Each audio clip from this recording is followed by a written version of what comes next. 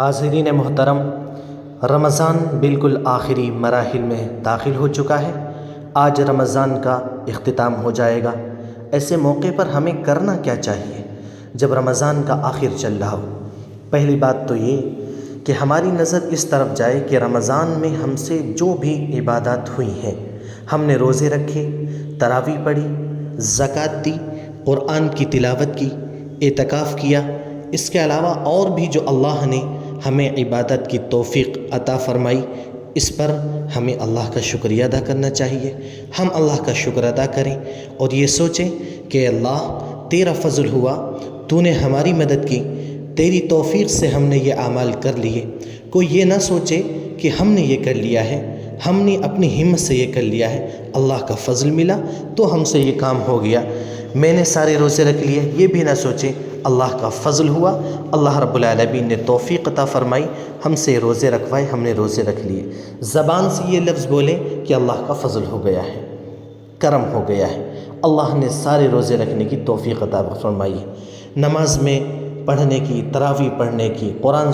سنانے کی، اس پر اللہ کا ہم شکریہ ادا کریں اور وہ بھی عاجزی کے ساتھ میں۔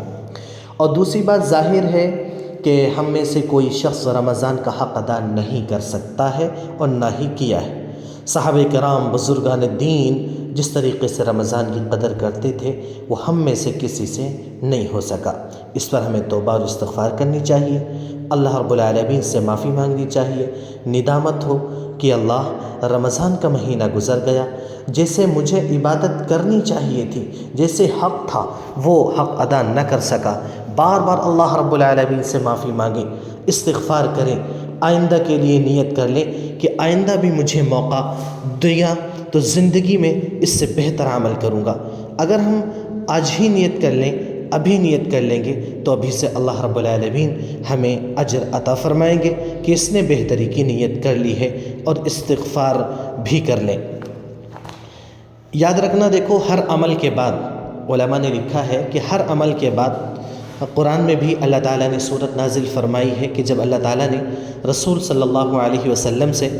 دین کا کام لیا، دعوت کا کام آپ نے کیا، اور آپ کے جب جانے کا، اس دنیا سے کوچ کرنے کا وقت آیا، تو اللہ تعالیٰ نے یہ صورت نازل فرمائی، اذا جاء نصر اللہ والفتح ورأیت الناس يدخلون فی دین اللہ افواجا فسبح بحمد ربک واستغفرہ انہ کان توابا، جس میں کہنا مقصد یہ تھا کہ اے نبی جی، اب آپ کے جانے کا وقت قریب ہے، اب آپ اپنے رب کی حمد کی تسبیح بیان کریں اور استغفار کیجئے۔ تو ہمیں ہر عمل کے آخر میں استغفار کرنا چاہیے، ہر عمل کے آخر میں ہمیں بھی استغفار کرنا چاہیے۔ فرمایا کہ جب عمل کے آخر میں استغفار ہوتا ہے نا، عمل کے آخر میں جب استغفار ہوتا ہے تو اللہ رب العالمین اس پر اپنی قبولیت کی مہر لگا دیتے ہیں، اللہ رب العالمین اس پر اپنی قبولیت کی مہر لگا دیتے ہیں، اسے قبول فرما لیتے ہیں، اور پھر آئندہ صحیح کرنے کی توفیق بھی عطا فرما دیتے ہیں۔ آج آخری رمضان،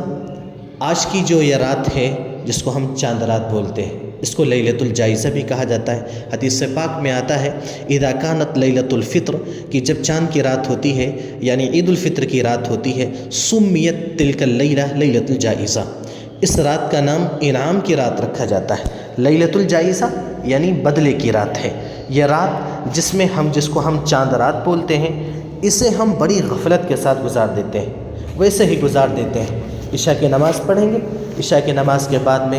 چند منٹ دوستوں سے ملاقاتیں ہوں گی، اور اس کے بعد میں پھر لوگ بازاروں کا رخ کر دیں گے، شاپنگ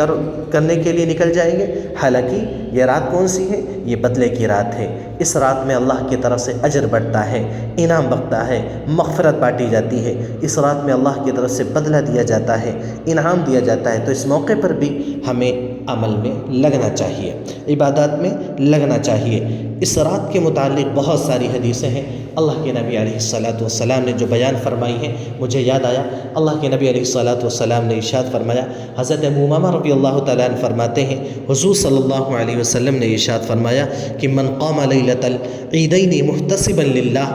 لم تمت قلبہ یوم تموت القلب، جس کا مطلب ہے کہ جس بھی شخص نے عیدین کی راتوں میں قیام کر لیا، عیدین کی رات،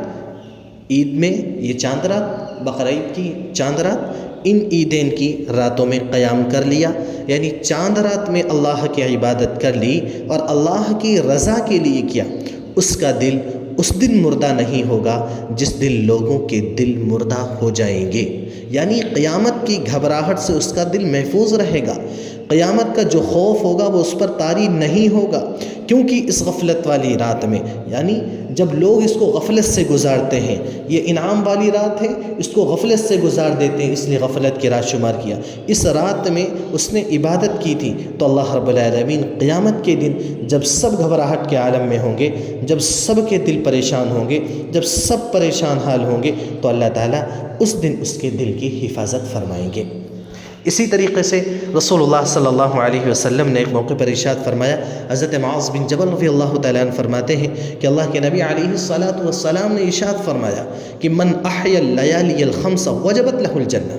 کہ جس نے 5 راتوں میں عبادت کی، اللہ رب العالمین اس کے لیے جنت کو واجب فرما دیتے ہیں۔ وہ 5 راتیں کون سی ہیں؟ نمبر 1 لیلۃ الترویہ 8 ذی الحجہ، لیلۃ العرفہ 9 ذی الحجہ کی رات، اور یوم النحر بقرہ عید کی رات یعنی قربانی والے دن کی رات، اور لیلۃ الفطر یہ چاند رات جس میں جو آج ہم کو ملنے والی چاند رات، اور ایک روایت میں آتا ہے کہ وہ لیلۃ النصف من شعبان کی 5ویں رات وہ ہے جو اسے شب برات کے نام سے بولتے ہیں، جو شعبان کے آدھے پر جا کر کے جو رات ہم کو ملتی ہے۔ خلاصہ یہ ہے کہ یہ 5 راتیں وہ ہیں کہ جو بھی ان راتوں میں عبادت کرے گا اللہ اس کے لیے جنت کو واجب فرما دیں گے، اس لیے ان راتوں کو ہم عبادت کے ساتھ گزاریں، ان راتوں میں خوب نیک عمل کریں، غفلت کے ساتھ ہم نہ گزاریں، کریں گے انشاءاللہ۔ ایک اور حدیث یاد آئی، اللہ کے نبی علیہ السلام نے رمضان کی آخری رات کے بارے میں فرمایا، کیا فرمایا؟ رسول اللہ صلی اللہ علیہ وسلم نے ارشاد فرمایا، اوتیت 5 خصال فی رمضان لم توتہن من قبل، کہ مجھے رمضان کے بارے میں 5 خصوصیتیں ایسی عطا کی گئی ہیں جو آج سے پہلے کسی کو نہیں ملی۔ ان میں سے ایک خصوصیت یہ ہے کہ وَيُغْفَرَ لَهُمْ فِي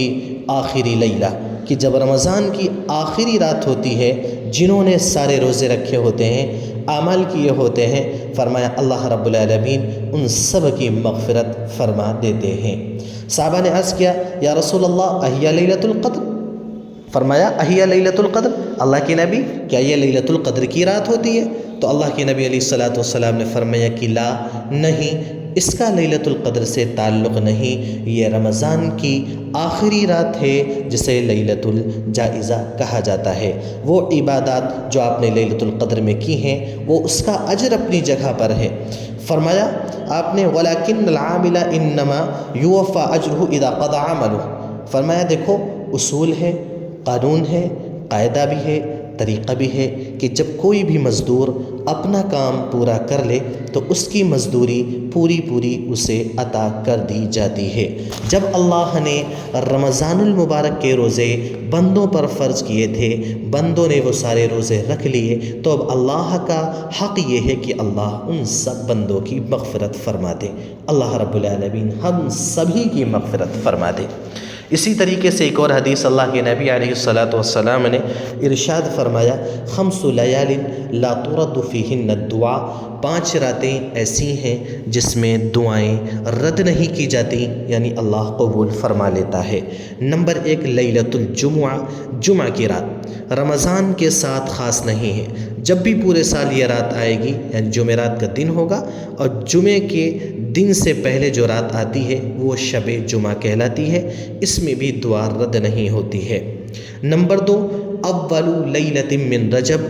رجب کے مہینے کی جو پہلی رات ہوتی ہے اس میں بھی دعا رد نہیں ہوتی، اللہ قبول فرما لیتا ہے۔ تیسری لیلۃ النصف من شعبان، 15ویں شعبان کی جو رات ہوتی ہے اس میں بھی دعا رد نہیں کی جاتی، اللہ قبول فرما لیتا ہے۔ چوتھے لیلۃ العیدین، جب دونوں عیدوں کی جو چاند رات ہوتی ہیں اللہ اس میں بھی دعاؤں کو رد نہیں فرماتے ہیں۔ چوتھے و پانچویں عیدین یعنی عید الفطر کی چاند رات اور عید الاضحیٰ والی رات، یہ 5 راتیں ایسی ہیں جن میں اللہ رب العالمین دعاؤں کو رد نہیں فرماتے، دعا ضرور قبول فرماتے ہیں۔ اس لیے کوشش کریں، رمضان کا آخر چل رہا ہے، جو کمی کوتاہی ہوئی ہے اس پر توبہ اور استغفار کریں۔ جو نیک عمل کر لیا ہے، تلاوت کر لی ہے، ہم نے اہتمام کر لیا تراویح کا، روزے رکھ لیے، اور بھی نیک عمل کر لیے، زکوٰۃ و صدقات کر لیا، اعتکاف میں بھی بیٹھ گئے، اس پر ہمیں اللہ کا شکریہ ادا کرنا ہے، اور ہمیں اس پر اللہ کا شکر ادا کرنا ہے۔ اور آج کی جو یہ رات آنے والی ہے جسے لیلۃ الجائزہ کہتے ہیں، چاند رات جو ہے، اس میں ضرور ہم عبادت کریں، چاہے تھوڑی سی ہی کر لیں، قرآن کی تلاوت کر لیں، تہجد پڑھ لیں، استغفار کر لیں۔